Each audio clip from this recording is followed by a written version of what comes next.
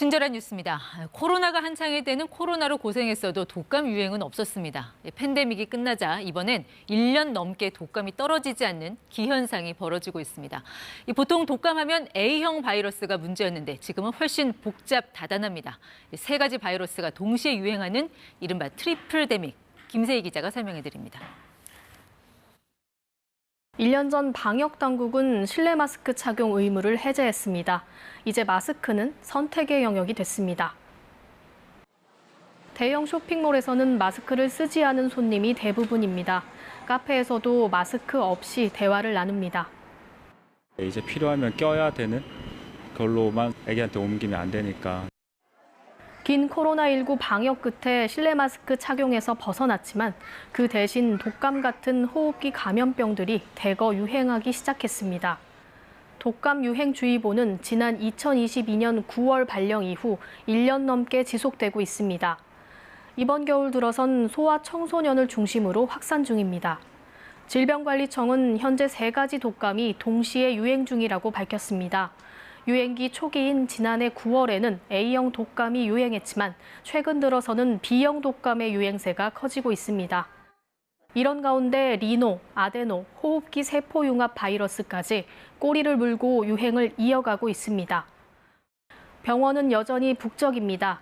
전문가들은 2년간 방역 조치 덕에 다른 호흡기 감염병이 유행하지 않아 이 질병들의 면역이 생기지 않은 영향으로 분석합니다. 바이러스에 노출이 되지 않다 보니까 이제 걸릴 만한 그런 사람의 숫자가 많이 늘게 되고 한 2, 3년 정도는 걸릴 거라고 예상을 하고 있습니다. 질병청은 이례적인 동시 유행에서 영유아나 요양기관 입소자 등 고위험군을 보호하기 위해 예방접종 참여를 강조하고 있습니다.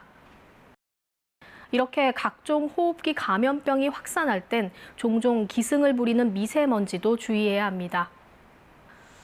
일반 먼지 크기는 머리카락 지름과 비슷한 50 마이크로미터 내외로 숨쉬는 과정에서 코털이나 기관지를 둘러싼 섬모를 통해 대부분 걸러집니다.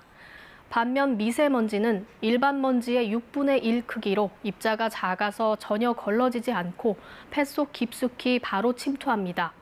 한 대학병원 조사 결과 미세먼지는 폐 속 호흡기 점막을 직접 자극해 염증 물질 분비를 2배 가까이 늘리고 감기 바이러스는 28배 증폭시킨 것으로 나타났습니다.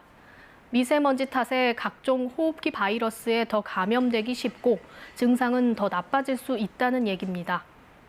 특히 천식이라든지 만성 폐쇄성 폐질환 진단받으신 분, 그리고 간질성 폐질환 이런 것들을 진단받으신 분들은 기관지에 말단까지도 이렇게 들어갈 수 있기 때문에 위험하다고. 물을 자주 충분히 마시면 기관지 점막이 촉촉해져 미세먼지로 인한 자극을 최소화할 수 있습니다. 또 미세먼지가 심한 날엔 가급적 외출을 자제하고 불가피하다면 KF94 마스크를 반드시 착용하는 게 좋습니다. KBS 뉴스 김세희입니다.